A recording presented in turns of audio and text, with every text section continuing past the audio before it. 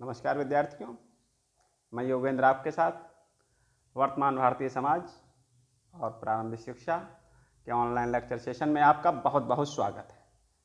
विद्यार्थियों, जैसा कि आप सब परिचित ही हैं कि इस समय शैक्षिक विचारधाराओं का अध्ययन चल रहा है, जिनमें हमने आदर्शवाद, प्रकृतिवाद पूरा किया है। लेकिन आज हम प्रकृतिवाद के कुछ महत्वपूर्ण की पॉइंट पर नजर डालेंगे, जिसमें सबसे अंत में हम प्रकृतिवाद की जो चर्चा मूल्यांकन के संदर्भ में होनी चाहिए, हम उसे शुरू करते हैं। विद्यार्थियों, जैसा कि हम जान ही रहे हैं कि प्रकृतिवाद एक ऐसी विचारधारा है जिसने विद्यार्थी को सारी शिक्षा व्यवस्था में केंद्रीय स्थान प्रदान किया है। ऐसा स्थान जो किसी किताब में बंधा नहीं, किसी स्कूल में नहीं बंधा, किसी निर्धारित समय सारणी में नहीं बंधा, यहाँ तक कि अनुशासन के मामले में भी प्रभावात्मक अनुशासन, ये व्यवस्था, ये खुलापन, विधियों पर जोर, लर्निंग बाय डूइंग, करके सीखना, विद्यार्थी अपने अनुभव से सीखे, अनुभव द्वारा सीखना, यह सब प्रकृतिवाद की विचारधारा की देन है। उसी संदर्भ में आज हम प्रकृतिवाद के कुछ पॉजिटिव पक्ष, सकारात्मक पक्ष, कुछ दोष, अर्थात हम प्रकृतिवादी विचारधारा का वर्तमान परिप्रेक्ष्य में मूल्यांकन करने का प्रयास करेंगे। प्रकृतिवादियों के गुणों की बात की जाए तो प्रकृतिवाद ऐसी विचारधारा रही है जिसने कि दर्शन से लेकर शिक्षा तक व्यवस्थाओं को, मान्यताओं को, अवधारणाओं को प्रभावित किया है। इसी क्रम में सबसे पहला हम अगर मूल्यांकन करते हैं तो वह है कि मनोविज्ञान पर जोर देना। यह प्रकृतिवादियों की विचारधारा है जिसमें बाल मनोविज्ञान का विकास शामिल है। अर्थात प्रकृतिवादी बाल मनोविज्ञान के सिद्धांतों, अवधारणाओं के अनुसार आगे बढ़ने का, विद्यार्थी को विकास का अवसर देते हैं। समाज तथा समाजशास्त्र का वैज्ञानिक अध्ययन, यह देन है प्रकृतिवादियों की। प्रकृतिवादी शिक्षा में शिक्षा व्यवस्था करते हुए समाज में उसकी स्थापना के समय समाज और समाजशास्त्र के अनुरूप उसका अध्ययन करते हैं। उसके अनुरूप शिक्षण विधियां, पद्धतियां, इस तरह के मामलों में वो समाज के अनुरूप व्यवस्था करते हैं कि जैसा समाज है उसके लिए शिक्षा की व्यवस्था उसकी परिस्थितियों के हिसाब से।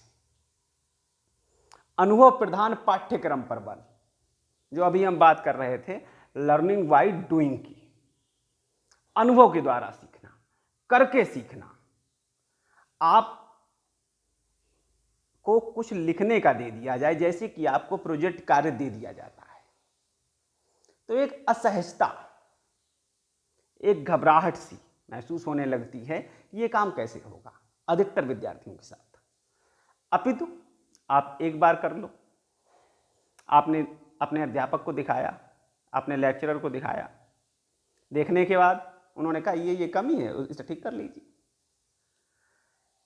उसी से मिलता जुलता जब अगला प्रोजेक्ट मिलता है तब आपके अंदर उत्साह होता है कि पहले वाले में थोड़ी सी कमी थी, वो सर ने सही करा दी, मैम ने सही करा दी, अब ये वाला हम ऐसे ऐसे बना लेंगे। कोई प्रॉब्लम आ रही है सर से पूछ लेंगे, मैम से पूछ लेंगे। तो जब आप किसी काम को करते हैं, अभी शुरू में आप क्लास में इंटर्नशिप में जब जाते हैं तब थोड़ी घबराहट हो सकती है। अभी तो करते रहेंगे तो कल को आप डाइट में खड़े हो क्लास दे देंगे, अपने इंस्टीट्यूट में खड़े हो क्लास दे लेंगे। तो ये करके सीखना ऐसा कोई कार्य नहीं है। पहली रोटी किसी की गोल नहीं बनती, बनते बनते बनती है। बच्चों, ये मैटर है। तो इस चीज पर सबसे ज्यादा जोर, शुरुआती जोर जिसने दिया वह विचारधारा प्रकृतिवादी विचारधारा है। शिक्षण पद्धतियों के क्षेत्र में महत्वपूर्ण कार्य, यह प्रकृतिवादियों का एक बहुत ही क्रांतिकारी कार्य रहा। उन्होंने पद्धतियां लर्निंग बाय डूइंग, करके सीखना, विद्यार्थी को उन्मुक्त वातावरण देना, उसके ऊपर दबाव, प्रेशर, किसी प्रकार की हिंसा का ना होना, एक स्वतंत्रता का समर्थन जो किया, ये प्रकृतिवादियों की विचारधारा के स्तर पर, कार्यशैली के स्तर पर, सिद्धांतों के मामले में एक उत्तम कार्य कहा जा सकता है। अनुशासन के क्षेत्र में दमन का विरोध, मैं आज भी छोटे बच्चों से जब बात करता हूं तो उनके अंदर अपने विद्यालय और अध्यापक के संदर्भ में डर महसूस करता हूं, आज भी, अगस्त 2020 में। लेकिन प्रकृतिवादी वो रहे जिन्होंने ये जोर दिया कि शिक्षा में डर का कोई स्थान नहीं है, तनाव का कोई स्थान नहीं है, हिंसा का कोई स्थान नहीं है। विद्यार्थी की गरिमा का, विद्यार्थी के बाल मनों का, बाल मन का, विद्यार्थी के सिद्धांतों का, विद्यार्थी की उम्र का पूरा सम्मान होना चाहिए। ये प्रकृतिवादियों की देन है।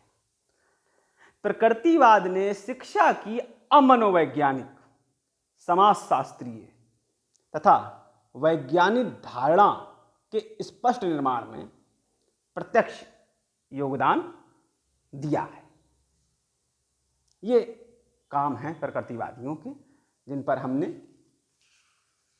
मूल्यांकन करते समय ये नजर डाली कि प्रकृतिवादियों की विशेषताएं, उनके गुण, उनके वह काम जो समाज को लाभान्वित किए। अपितु समाज में जब भी कोई विचारधारा जन्म लेती है उसके 100% सकारात्मक परिणाम निकलें, उसके उठाए कदम समाज के प्रत्येक व्यक्ति के हित में हो, ऐसा कभी संभव नहीं हुआ। बहुतों को राम पसंद है, लेकिन किसी का आराध्य रावण भी हो सकता है, कुछ विशेषताएं उसकी भी रही होंगी। तो समाज में जब जिस देश में, देश काल परिस्थिति कहीं भी रही हो, कोई विचारधारा जब हमारे सामने आती है तब वह अपने दोनों पक्षों को साथ लेकर आती है। अब हम बात करने जा रहे हैं कुछ ऐसे दोषों की जो प्रकृतिवादी विचारधारा में समझे जाते हैं। वर्तमान उपयोगिता पर बल, इन्होंने वर्तमान को विशेष महत्व दिया है। ये ना अतीत में बहुत जाते हैं, ना भविष्य के बारे में बहुत सोचते हैं। पुस्तकों की अवहेलना, ये अनुभव पर ही सारा जोर दे रहे हैं, जबकि हम अनुभव से सीखते हैं, इसमें कोई दो राय नहीं। लेकिन कई बार हम देखते हैं कि हमें पुस्तकें मार्गदर्शन करती हैं और करती ही हैं, तो ये जो अवहेलना पूरी तरह से कर दी गई, ये प्रकृतिवादियों का दोष बन गया। शारीरिक शिक्षा पर अधिक बल, इन्होंने इंद्रियों के प्रशिक्षण पर शारीरिक शिक्षा के संदर्भ में अधिक जोर दिया है। पाठ्यक्रम में वैज्ञानिक विषयों को अधिक महत्व दे देना,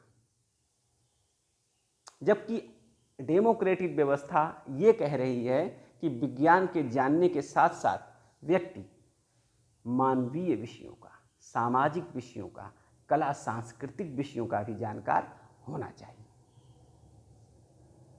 इसी तरह से बालक की अनियंत्रित स्वतंत्रता, जैसे हमने बच्चे को पूर्ण स्वतंत्रता दे दी, उस पर कोई नियंत्रण नहीं रखा, तब क्या होगा? जो बच्चे वेल कल्चर्ड हैं, अच्छे परिवेश से आ रहे हैं, सुसंस्कृत परिवेश से आ रहे हैं, वो तो मिसयूज नहीं करेंगे स्वतंत्रता का। लेकिन जो बच्चे जरा सा भी गड़बड़ है, वो उस स्वतंत्रता का मिसयूज कर सकते हैं, अपना स्वयं का अहित भी कर सकते हैं। तो इस संदर्भ में इनकी जो स्वतंत्रता है वह नुकसान करती है। विद्यार्थियों, प्राकृतिक परिणामों द्वारा अनुशासन उचित नहीं, ये भी एक इनका दोष है कि जैसे कि इन्होंने कहा कि व्यक्ति को, बच्चे को प्रकृति के खुले वातावरण में छोड़ दो। ठीक है, छोड़ दिया। आज के समय में उदाहरण लिया जाए तो किसी छोटे बच्चे के हाथ में फोन है, वो फोन फेंक देता है, फोन खराब हो गया, टूट गया, उसे फिर नया फोन आया घर में, उसे दिया गया, वो भी उसने फेंक दिया।